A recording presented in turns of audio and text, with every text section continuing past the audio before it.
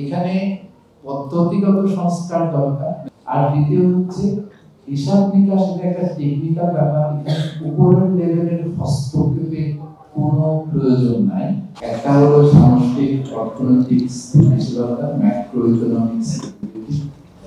দ্বিতীয় হলো নীতির সংস্কার, পলিসি রিফর্মস। কিন্তু যে ডিফারেন্সটা আমরা পাচ্ছি সেটা হলো যে এর আগে একটা হয়তো বলছে 6 আর হিসাবগুলো দেখা যাচ্ছে 5, কিন্তু যখন অফিসিয়ালটা বাড়ছে হিসাবেরটাও বাড়ছে, ডিরেকশনটা সেম। কিন্তু 2013-14 পরে আমরা যেটা দেখলাম যে ডিরেকশনটাই চেঞ্জ হয়ে গেছে। একটা তো ব্যবধানটা বেড়ে গেছে, আর একটা হচ্ছে একটা উপর দিকে যাচ্ছে অফিসিয়ালি রিপোর্টেড গ্রোথ, আর আরেকটা নিচের দিকে যাচ্ছে। এই যে গ্রোথ স্লো ডাউন করছে, এটা কিন্তু অফিসিয়ালি আমরা এই ধরতে পারি।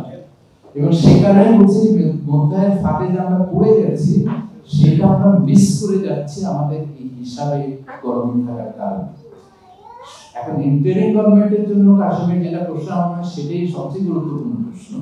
ওইটাতে কিন্তু কাশেম 7 পেয়ে যাচ্ছে, ফার্স্ট ডিভিশনে পাস করছে। সেটা হলো যে এখানে পদ্ধতিগত সংস্কার দরকার, মেথোডোলজির যে প্রবলেমগুলি আছে, ডেটা কালেকশন যে প্রবলেমগুলি আছে, সেটার সমাধান দরকার।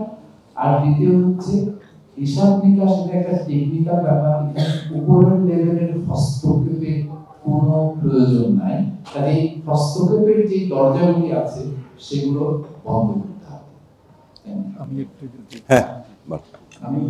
আমরা এর আগে বলতাম যে মধ্য আয়ের ফাঁদে পড়ার ঝুঁকি আছে, এখন সেটার ঝুঁকি নাই, এটা ঘটে গেছে বলে আমরা তথ্য দিয়ে আমাদের দেখানোর চেষ্টা করেছি। কারণ সবচেয়ে বড় প্রশ্ন হলো এখান থেকে বের হওয়ার উপায়টা।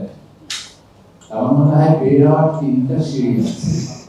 একটা হলো সামষ্টিক অর্থনৈতিক স্থিতিশীলতা, ম্যাক্রো ইকোনমিক স্টেবিলিটি।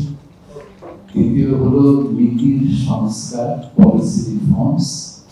আর তৃতীয় হলো জবাবদিহিমূলক প্রতিষ্ঠান গড়ে তোলা, ইনস্টিটিউশনাল অ্যাকাউন্টেবিলিটি। এই 3টাই হলো সিঁড়ি, এর বাইরে বের হওয়ার কোনো পথ নেই। অনেক ধন্যবাদ আপনাকে।